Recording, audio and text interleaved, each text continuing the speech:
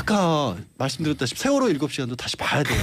세월호 7시간 꼭 봐야 돼요. 그날 세월호 가족들이 그 10일 날 아니 헌법재판소에서도 사실 두 분이나 보충 의견을 내 가지고 이진성 제대로 김희수. 제대로 일 안 한 거 맞다. 근데 다만 우리가 증거가 없으니까 이거를 파면 사유로 삼을 수 없다 뿐이다라고 장문을 내놓으셨거든요. 그러니까요. 그거 검찰이 한을 풀어줘야죠. 그러니까 전체 89쪽 중에서요. 김희수, 이진성 그 보충 의원 17쪽. 그렇죠. 비율로 20%. 이렇게 보충 의원이 많은 적이 없어요. 법무부 출신입니다, 제가. 저희 당 이용주 의원이 재밌는 얘기를 하던데요. 예. 저는 직접 분석은 못 해봤는데 그 특검에서 이제 통화내역 조회를 했지 않습니까? 대포폰들. 예. 그 삼청동 관저에서 집중적으로 착발신이 이루어졌다는 거 아니겠습니까? 하나는 청담동이고. 예.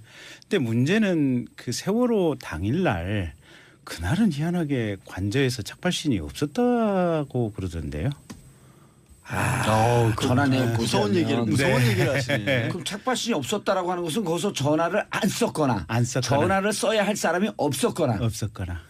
이거 무슨 어마어마한 말씀을 하시네. 저 진짜 소름 끼치네요. 이용주 의원님이 그걸 공개적으로 얘기했나요 아직?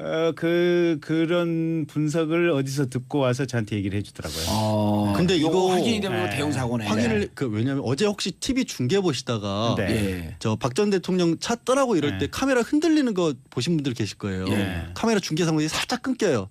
움직일 때마다 전파 방해를 쏘거든요. 예. 대통령이 가는 데는. 그래서 함부로 이렇게 뭐 통신 장비 이런 거 도감청도 못하고 거기서 뭐 폭탄 같은 거 터뜨려 이런 걸 못하게 하기 위해서 청와대는 반드시 그게 있습니다. 움직일 때마다. 근데 지금 말씀하신 그 두 개를 겹쳐보면 그런 장치가 만약에 다른 데서 가동됐던 게 나온다면 정말 큰일인 거죠.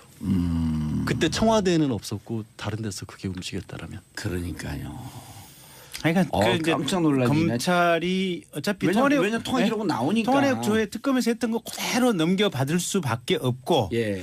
대통령 소환될 수밖에 없고 소환되면 물어볼 수밖에 없고.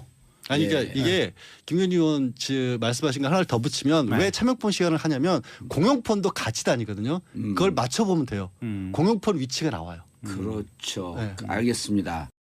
세월호 이야기를 안 할 수가 없습니다. 일단 세월호 사건이 나고 9시 30분에 보고를 했는데 나중에 6개월 후에 봤더니 세월호 사건이 일어났다고 박근혜에게 보고한 시점이 10시로 바뀌었더라. 이게 지금 논란의 핵심이에요. 그러니까 보고 문서 자체를 그 후 훨씬 후에 수정했다는 거잖아요. 근데 이게 프레임이라는 거예요. 어떻게 보면. 그럼 보고는 하긴 했고 지시는 하긴 했네. 이렇게 받아들일 가능성이 높아요. 이 사건은 그렇습니다. 그러니까 이 사건의 핵심은 국가 공문서를 무단으로 바꿔버리는 세력들의 의도를 우리가 봐야 된다는 거죠. 그러니까 정황적으로 보면 박근혜는 실제로 굉장히 오랜 시간 동안 보고를 못 받았거나 보고를 묵살하고 지시를 안 했을 가능성이 일단 가장 높은 거예요. 근데 모든 기록은 서류상으로 남잖아요. 6개월 후에 왜 그걸 바꿨을까 이런 분석들이 나오고 있는데 저도 그렇게 봅니다. 세월호 특별법 만들자 이 부분에서 대표적인 구호가 뭐였냐면은 박근혜는 7시간 동안 뭐 했냐였어요. 그러다 보니까 자기한테 조여오는 왜 그거 있잖아. 거짓말은 한자만이 일단 알고 있잖아요. 그래서 뭔가 답을 하고 싶은데 상대방들이 조여오는 게 있잖아. 대표적인 구호가 왜 박근혜는 7시간 동안 뭐 했냐가 오고 그게 법으로 만들어지려고 해요. 그래서 막 그 당시에 이완구 새누리당 원내대표하고 새정치민주연합 박영선 원내대표가 협상을 하는데 갑자기 이상한 협상안이 나와서 쳐 죽이려는 됐죠. 솔직히 당시 그랬단 말이에요. 어쨌든 간에 굉장히 많이 후퇴한 상태에서 세월호 특별법이 만들어지는데 그 전에 서류 쪽으로 뭔가를 마무리를 해야 되는 거예요. 그 반응이 너무 늦게 나왔기 때문에 실제로 박근혜가 중대본에 나타나기까지 걸린 시간이 7시간이라서 우리가 7시간 이야기했는데 9시 30분에 보고를 받고도 왜 첫 지시가 10시가 한참 넘어서 나왔냐를 때려 맞추려다 보니까 박근혜 씨는 대통령으로서 할 일을 다 했다라고 말하고 싶었기 때문에 서류를 조작해 놓은 건데 그것마저도 조작일 가능성이 높다는 거예요.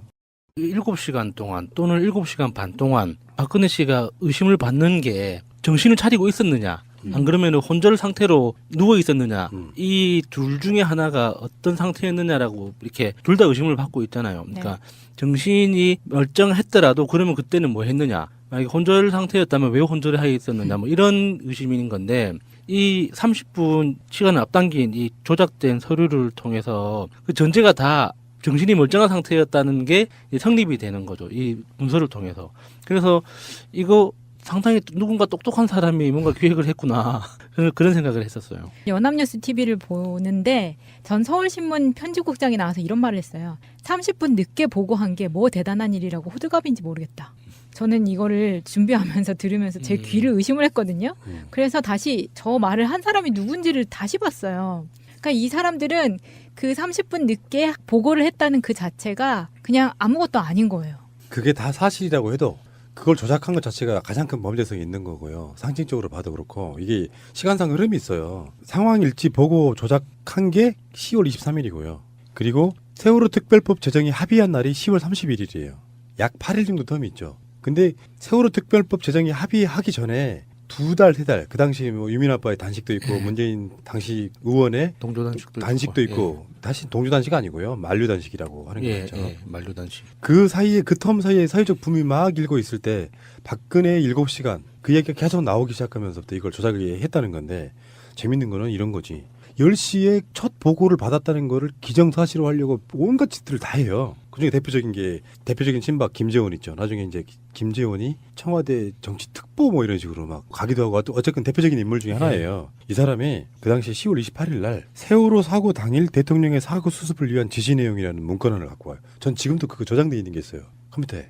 거기 보면 온갖 유선 보고, 서면 보고, 뭐 이런 식으로 보고.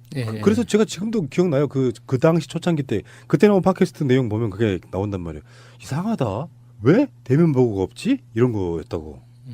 근데 그 나중에 이제 그 뭐 이지원 시스템만 머릿속에 생각하는 사람들은 그런 게 다 그렇게 시스템으로 이루어진 게 아닐까 했는데 그 당시에 야당 의원들이 청와대에다가 요구를 해요.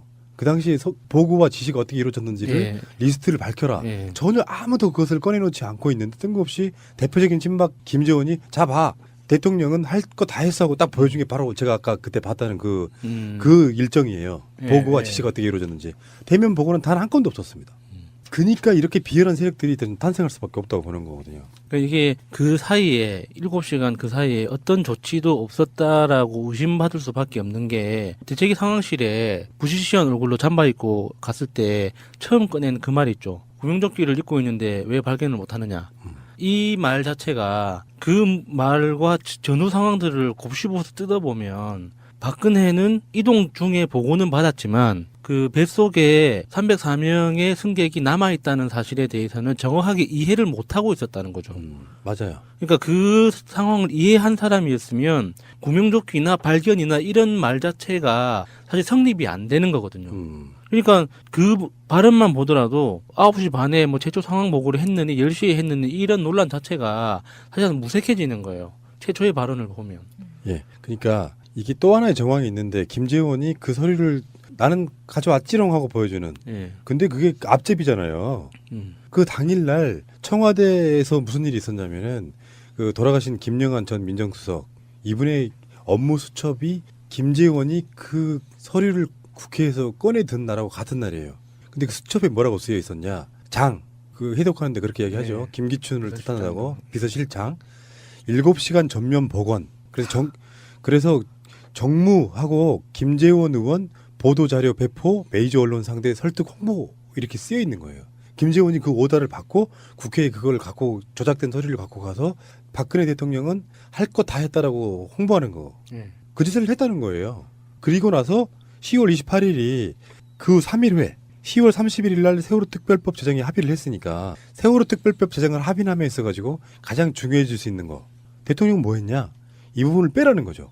그러니까 세월호 사건이 나서 교통사고가 날 수는 있고 뭐 유병원이 어쩌고 다 그런 걸 할 수 있는데 박근혜 7시간 행적은 이렇게 명료하게 이제 정리가 됐으니 빼라. 그래서 그 언론 상대로 계속 쇼를 하는 거죠. 이 불법성이 드러났으니까 그 당시에 10월 23일 날 일단 이것을 위한 어떤 상황 자체를 이제 특별법이 만들어지고 있고 막 여야간에 막 극심한 어떤 그 공방이 오가고 국민들은 광화문에 모여가지고 뭐 시위하고 이런 것들이 이루어지면서 최소한 박근혜를 세월호 참사에 있어갖고 전혀 책임이 없는 사람으로 할 짓 다 한 사람으로 만들기 위한 작업이었다. 이렇게 보는 게 맞겠죠. 거기다가 재난에 대한 최종적인 컨트롤 타워가 청와대가 아니라는 것을 스스로 증명하기 위해서 또 총리령을 조작했다잖아요.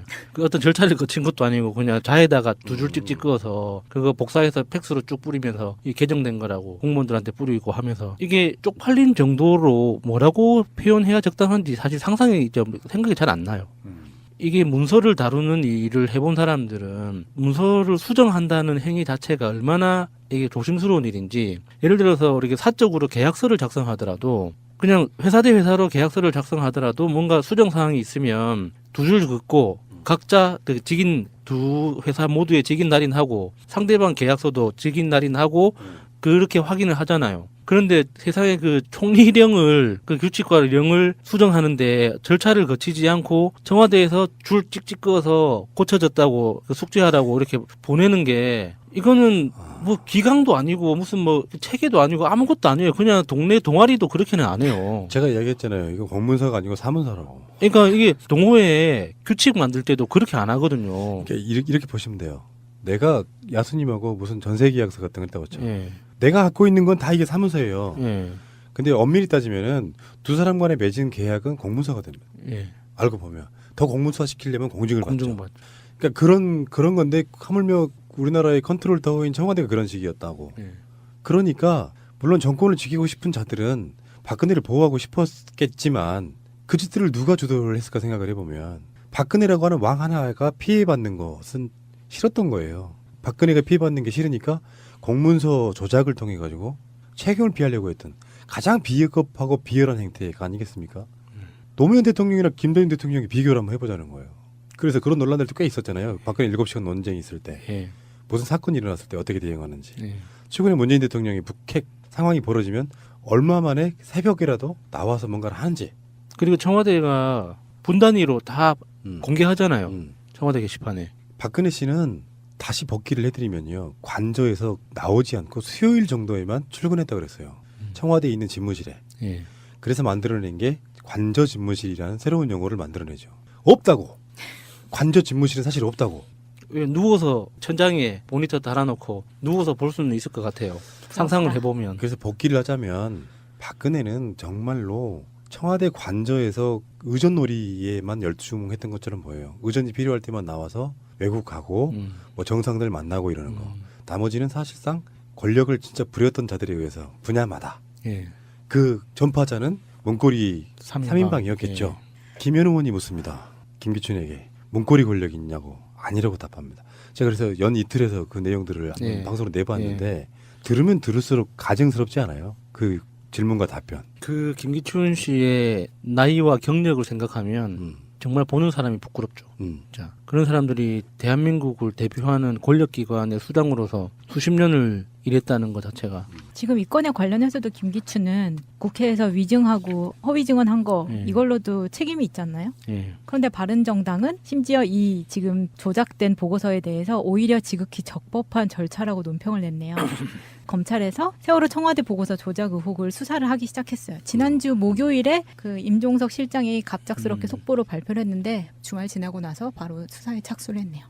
그리고 이제 저쪽 사람들은요. 그게 청와대에서 박근혜 구속영장을 방해하기 위해서 연장이 안 되는 거, 그러니까 구속영장이 박근혜가 밖으로 풀려나는 것을 방해하기 위해서 발표했다라고 그러는데 그건 틀린 말이에요. 왜 그러냐면 어차피 그게 발표되지 않았어도 법원의 구속영장 연장이 발부된 것은 그 이유가 아니에요. 그렇죠. 증거인멸이라든지 이런 거. 그리고 재판 진행의 편의성. 이게 이제 재판 진행이 보장을 할 수 있느냐라는 게 가장 큰 거죠. 청와대가 억울해하는 지점이 그거더라고요. 이거를 어떤 서류가 나왔는데 좌고우면을 해버리면 정치적으로 쓰인다는 거야. 예. 그래서 있는 그대로 발견되면 그 있는 그대로 발표하겠다는 게 지금 예. 청와대의 기본적인 방침이란 예. 말이에요. 그러니까 박근혜가 그 서류 조작한 것과 박근혜가 사실 그걸로 재판 받고 있지도 않아요. 세월호 그렇죠. 사건과 관련해서 예. 재판을 예. 받고 있지도 않다고. 예. 그래서 박근혜가 구속이 연장이 되고 이런 거는 아무 상관없음에도 불구하고 청와대가 그 서류를 공신력도 없다고 지들끼리 이야기하대. 난 그게 더 이해가 안 되는 게 그거예요. 자기들이 좋아했던 자기들 정부가 만든 예. 공적 서류는 공신력이 없다는 거야. 예. 믿을 수도 없는 서류를 갖고 왜 그걸 정치 보복에 쓰느냐 이런 식으로 이야기를 하고 있더라고요. 자 어쨌든 간에요. 세월호 관련한 30분 조작 이런 부분에 대해서는 이제 다시 세월호다. 이 방송에서 다시 한번 면밀하게 다루도록 하겠습니다. 만들어지는데 그 전에 서류 쪽으로 뭔가를 마무리를 해야 되는 거예요. 그 반응이 너무 늦게 나왔기 때문에 실제로 박근혜가 중대본에 나타나기까지 걸린 시간이 7시간이라서 우리가 7시간 이야기했는데 9시 30분에 보고를 받고도 왜 첫 지시가 10시가 한참 넘어서 나왔냐를 때려 맞추려다 보니까 박근혜 씨는 대통령으로서 할 일을 다 했다라고 말하고 싶었기 때문에 서류를 조작해 놓은 건데 그것마저도 조작일 가능성이 없다는 거예요. 네. 7시간 동안 또는 7시간 반 동안 박근혜 씨가 의심을 받는 게 정신을 차리고 있었느냐, 안 그러면 혼절 상태로 누워 있었느냐, 이 둘 중에 하나가 어떤 상태였느냐라고 이렇게 둘 다 의심을 받고 있잖아요. 그러니까 정신이 멀쩡했더라도 그러면 그때는 뭐 했느냐, 만약에 혼절 상태였다면 왜 혼절을 하에 있었느냐, 뭐 이런 의심인 건데, 이 30분 시간을 앞당긴 이 조작된 서류를 통해서 그 전제가 다 정신이 멀쩡한 상태였다는 게 성립이 되는 거죠. 이 문서를 통해서. 그래서 이 시겠다라면 그러니까요. 그러니까 그 이제 깜짝 놀라네. 검찰이 어차피 왜냐면 통화 기록은 나오니까. 통화내역 조회 특검에서 했던 거 그대로 넘겨받을 수밖에 없고 예. 대통령 소환될 수밖에 없고 소환되면 물어볼 수밖에 없고. 아니 그러니까 이게 김건희 의원 말씀하신 거 하나를 더 붙이면 왜 참여폰 시간을 하냐면 공용폰도 같이 다니거든요. 그걸 맞춰보면 돼요. 공용폰 위치가 나와요. 그렇죠. 네. 알겠습니다. 세월호 이야기를 안 할 수가 없습니다. 일단 세월호 사건이 나고 9시 30분에 보고를 했는데 나중에 6개월 후에 봤더니 세월호 사건이 일어났다고 박근혜에게 보고한 시점이 10시로 바뀌었더라. 이게 지금 논란의 핵심이에요. 그러니까 보고 문서 자체를 그 후 훨씬 후에 수정했다는 거잖아요. 근데 이게 프레임이라는 거예요. 어떻게 보면. 그럼 보고는 하긴 했고 지시는 하긴 했네. 이렇게 받아들일 가능성이 높아요. 이 사건은 그렇습니다. 그러니까 이 사건의 핵심은 국가 공문서를 무단으로 바꿔버리는 세력들의 의도를 우리가 봐야 된다는 거죠. 그러니까 정황적으로 보면 박근혜는 실제로 굉장히 오랜 시간 동안 보고를 못 받았거나 보고를 묵살하고 지시를 안 했을 가능성이 일단 가장 높은 거예요. 근데 모든 기록은 서류상으로 남잖아요. 6개월 후에 왜 그걸 바꿨을까 이런 분석들이 나오고 있는데 저도 그렇게 봅니다. 세월호 특별법 만들자 이 부분에서 대표적인 구호가 뭐였냐면은 박근혜는 7시간 동안 뭐 했냐였어요. 그러다 보니까 자기한테 조여오는 왜 그거 있잖아. 거짓말은 한자만이 일단 알고 있잖아요. 그래서 뭔가 답을 하고 싶은데 상대방들이 조여오는 게 있잖아.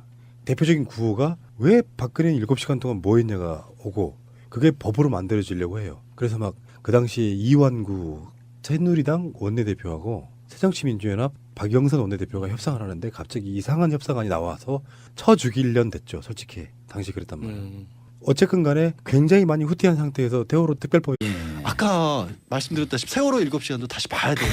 세월호 7시간 꼭 봐야 돼요. 그날 세월호 가족들이 그 10일 날 아니 헌법재판소에서도 사실 두 분이나 보충 의견을 내가지고 이진성, 제대로 김희수. 제대로 일 안 한 거 맞다. 근데 다만 우리가 증거가 없으니까 이거를 파면 사유로 삼을 수 없다 뿐이다라고 장문을 내놓으셨거든요. 그러니까요. 그거 검찰이 한을 풀어줘야죠. 전체 89쪽 중에서요. 김희수, 이진성 그 보충 의원 17쪽. 그렇죠. 비율로 20%. 이렇게 보충 의원이 많은 적이 없어요. 법무부 출신입니다, 제가.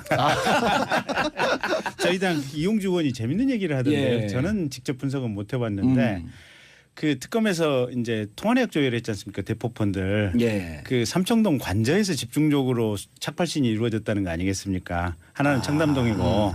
예. 근데 문제는 그 세월호 당일날 그날은 희한하게 관저에서 착발신이 없었다고 그러던데요. 전화내역 무서운 얘기를 얘기를 하시네. 그럼 착발신이 없었다라고 하는 것은 거기서 전화를 안 썼거나 전화를 써야 할 사람이 없었거나. 이거 무슨 어마어마한 말씀을 하시죠. 저 진짜 소름 끼치네요. 이용주 의원님이 그걸 공개적으로 얘기했나야지. 그런 분석을 어디서 듣고 와서 저한테 얘기를 해주더라고요. 근데 이거 확인이 되면 대형 사고네. 확인을 왜냐면 어제 혹시 TV 중계 보시다가 저 박 전 대통령 차 떠나고 이럴 때 카메라 흔들리는 거 보신 분들 계실 거예요. 카메라 중계 상황이 살짝 끊겨요. 움직일 때마다 전파 방해를 쏘거든요. 대통령이 가는 데는. 그래서 함부로 이렇게 뭐 통신 장비 이런 거 도감청도 못하고 거기서 뭐 폭탄 같은 거 터뜨려 이런 걸 못하게 하기 위해서 청와대는 반드시 그게 있습니다. 움직일 때마다. 근데 지금 말씀하신 그 두 개를 겹쳐보면 그런 장치가 만약에 다른 데서 가동됐던 게 나온다면 정말 큰일인 거죠. 그때 청와대는 없었고 다른 데서 그게